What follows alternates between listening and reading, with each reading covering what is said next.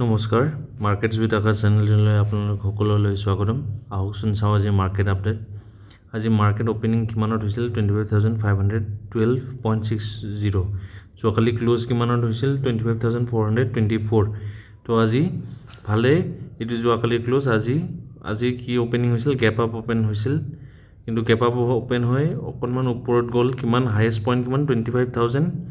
হাই যদি যায় 25652.60 তা হাইয়েষ্ট পইণ্ট যোৱাৰ পিছত তললৈ নামি আহি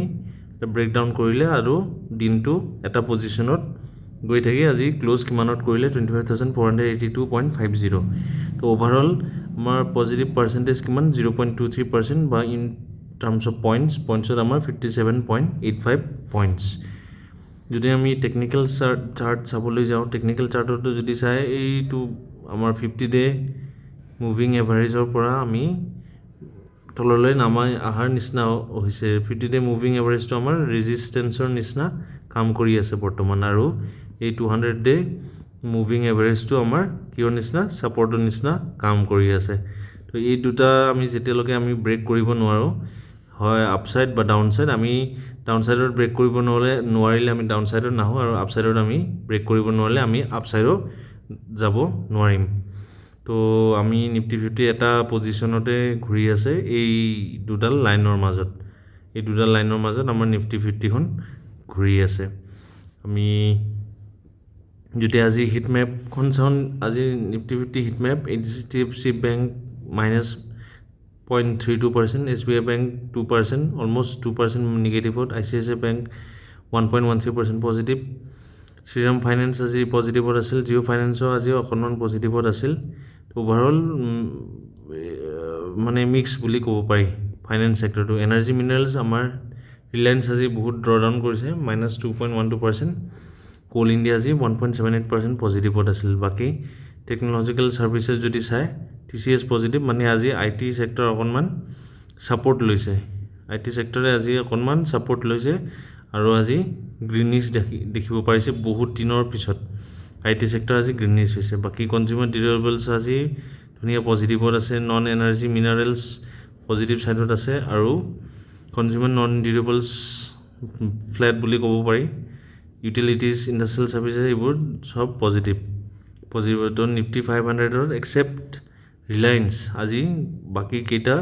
সেক্টৰ বা বাকি কেইটা ষ্টক বহুত ধুনিয়া এটা পজিটিভ পাৰফৰম্যান্সে দিব পাৰিছে নিফটি 500 যদি চাব যায় আপোনালোকে নিফটি 500 অলমোস্ট গ্ৰীনিশে আছিল আজি পজিটিভ মোমেন্টাম গেইন কৰি আছিল কিন্তু আৰু নাম্বাৰ অফ ষ্টকস পজিটিভ ক্লোজিং পজিটিভো আজি ভাল এটা ক্লোজিং দিছে যদি আমি সেক্টৰাল ইনডেক্স চাব যাওঁ নিফটি অটো কিমান 1.85% positive Nifty financial service 0.31% positive Nifty IT আজি চাও 1.5% পজিটিভ আছে PSU বেংক আজি নেগেটিভত আছিল আৰু ৰিয়েলটি নেগেটিভ আৰু অইল এণ্ড গ্যাস নেগেটিভ বাকি গুটেগিটা সেক্টৰ আজি পজিটিভ পাৰফৰম্যান্স দিছে আমি যদি আজি এডভান্স ডিক্লাইন ডাটাখন চাব যাওঁ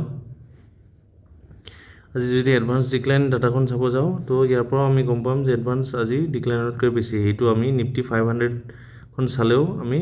গম পাব পাৰি যে নিফটি 500 ৰ আজি গ্ৰীন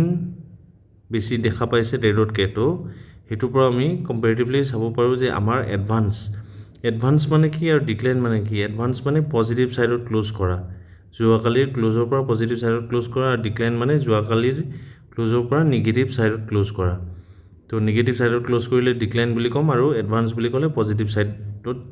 ক্লোজ কৰাটো কম তো এডভান্স আমাৰ 1661 পজিটিভ সাইডত আছিল আৰু 1539 নেগেটিভ সাইডত আছিল আৰু 86 কি আছিল ফ্ল্যাট আছিল না পজিটিভ না নেগেটিভ তো এপ্ৰক্স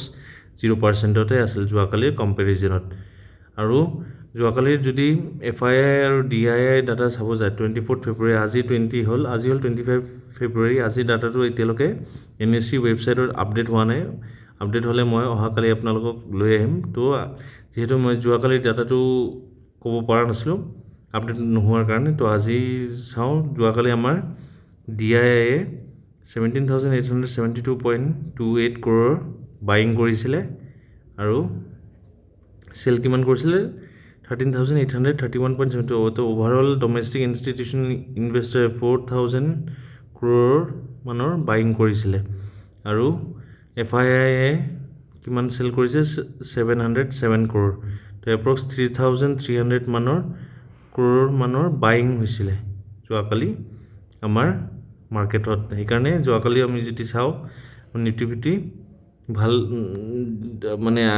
নিগেটিভত আছিল যদিও মানে আমাৰ ডোমেষ্টিক ইনষ্টিটিউচন DII এ ভাল এটা সাপোৰ্ট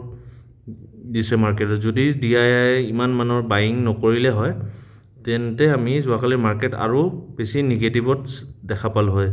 কিন্তু আমাৰ যেহেতু DII ডোমেষ্টিক ইনষ্টিটিউচনেল ইনভেষ্টৰে 3300 crore মানৰ বাইং কৰিছে তো আমি ইমান এটা নিগেটিভ চাব পৰা নাই ইহঁতে ডোমেষ্টিক ইহঁতে কি কৰিছে সাপোৰ্ট কৰিছে মাৰ্কেটখনক কিনি মেলি তো আজিলৈ ইমানে থাকিল আশা কৰোঁ ভিডিঅ'টো আপোনালোকে চাই বুজি পালে যদি বুজি পাইছে কাইন্ডলি শ্বেয়াৰ কৰিব চেনেলটো এটা লাইক কৰি দিব আৰু শ্বেয়াৰ কৰি দিব নিজৰ ফ্ৰেণ্ডছ এণ্ড ফেমিলিক যোনে ষ্টক মাৰ্কেটৰ বিষয়ে জ্ঞান ল'ব খোজে ধন্যবাদ